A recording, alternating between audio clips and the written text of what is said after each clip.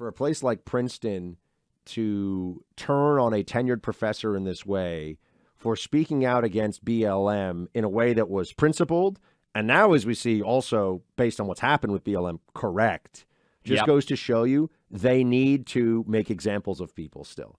They cannot win the argument, so they want to destroy people, whether it's destroying Elon or destroying this professor at Princeton. If you deviate from the script and you're in a position of power, you have a platform, you have some authority, they must ruin you. His name is Joshua Katz. Now, Princeton University, you all know, is one of the big three Ivies and one of the most elites, for whatever that's worth now. It doesn't really mean anything anymore, to be honest with you. Elite universities in the country.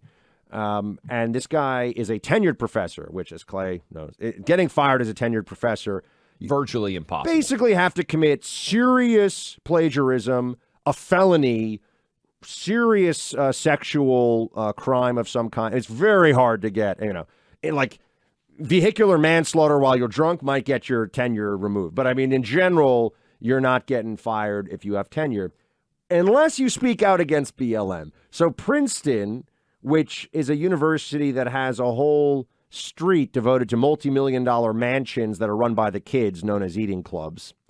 So it's a very elitist institution, but it's also quite woke.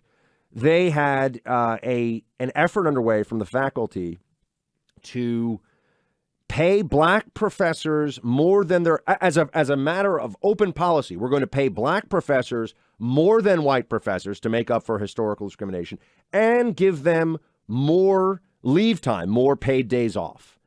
And this professor said, that's not fair. It's actually racial discrimination. It's actually unconstitutional. And on top of that, he didn't want a special committee to be formed of some students, I believe, and faculty to judge racial infractions on campus, separate from the normal disciplinary process, which already, I mean, if you call someone a racial slur, you're basically going to get kicked out of school. Right? That already exists. So this was going to be looking for more gray area racial. And he said, that's a terrible idea. Faculty freaked out at him, of course. Students started having sit-ins and protests. And Clay, now the president of Princeton University is going to the board to demand that this guy be fired. Not for this, and this just reminds me of the Elon situation. They'll just throw anything you can. But for a consensual relationship that he had with a 21-year-old junior student in 2006, which he already faced discipline for. They suspended him for a year. There was no sexual misconduct. She did not want this charge to be brought at all, but they went after him on it, and now they're reopening it. They're going to fire him. Because this is how the left plays the game, folks. Speak out against BLM's excesses. They ruin your career. They ruin your life. Yeah, and this is what cancel culture, why cancel culture is so toxic in so many different ways. Not this in particular story, but just that there are very few people who don't have something in their background that they are worried about becoming a major story. And this is what they do to try to enforce silence. Not necessarily, although sometimes people who, my belief is, Buck, the louder you yell oftentimes in favor of something, the more you're trying to cover up something in your past. And this is just an example of an institution of higher learning that should be committed to truth no matter what. And Buck, the idea of paying someone more specifically because of their race or giving them more time off specifically because of their race. We have a word for treating someone differently. It's racist, right? And this is one of those cases. And I hope, by the way, this fall we're going to see an end to much of it because Harvard is on the docket in the Supreme Court right now over its admissions policies, not because of how they're treating white people, but because they are discriminating against Asian people. And this is also interesting because the Ivy League schools have an incredible history of discriminating against Jewish people, right? Back in the day, the reason why they implemented, and a lot of people don't know this, SATs and ACTs and everything else, was because they were overwhelmingly discriminating against Jewish students. And so they decided they wanted to have a way to compare students on an even playing field. And now the people who dominate on standardized testing as a group are Asian.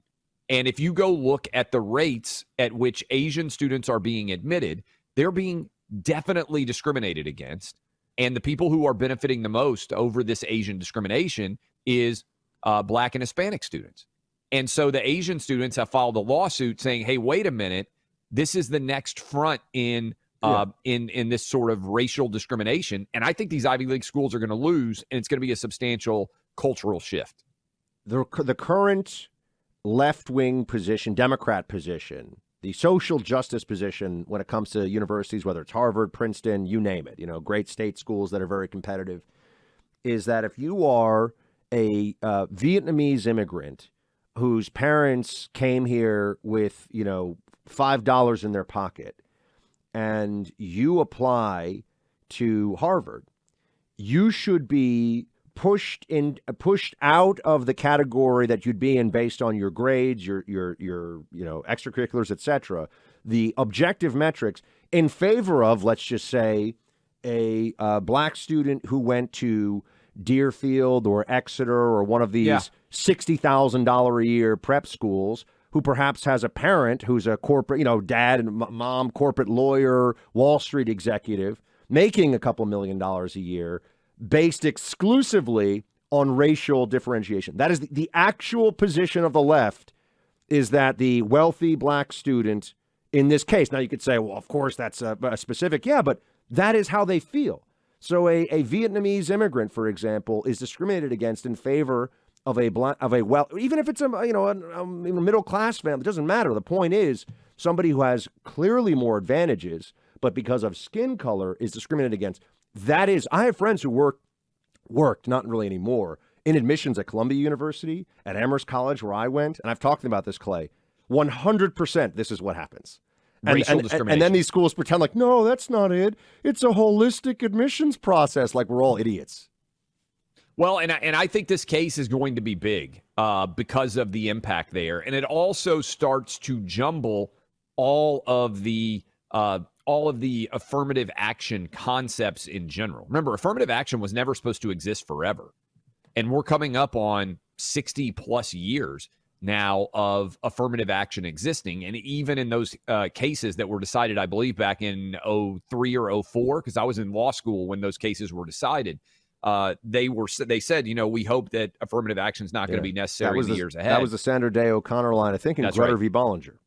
And it's going to be, I believe, struck down as a part of this. Now, to your point, Buck, there still is an awful lot of leeway in admissions where a lot of these schools are going to be able to figure out ways to still get the cosmetically diverse classrooms that they so desire. But the bigger issue here that remains really paramount to me is almost no poor people ever get to go to these schools. Like from a socioeconomic level, regardless of what your background is, the overwhelming wealth that is required to typically get into an Ivy League school is really the lack of diversity, right? Because even if you're to your point, even if you're Black or Hispanic, a huge percentage of those kids are coming from families that are well above average socioeconomically. And so if you're really wanting diversity, socioeconomic diversity to me is more important than cosmetic diversity. But just to bring it full circle here, for a place like Princeton University with a massive endowment, formerly the College of New Jersey, by the way, that's what it was originally called. But for a place like Princeton to turn on a tenured professor in this way for speaking out against BLM in a way that was principled, and now, as we see, also based on what's happened with BLM, correct, just goes to show you they need to make examples of people still. They cannot win the argument, so they want to destroy people, whether it's destroying Elon or destroying this professor at Princeton. If you deviate from the script and you're in a position of power, you have a platform, you have some authority, they must ruin you. That is the attitude. Doesn't matter what they have to do to get there. This is what we're up against, folks.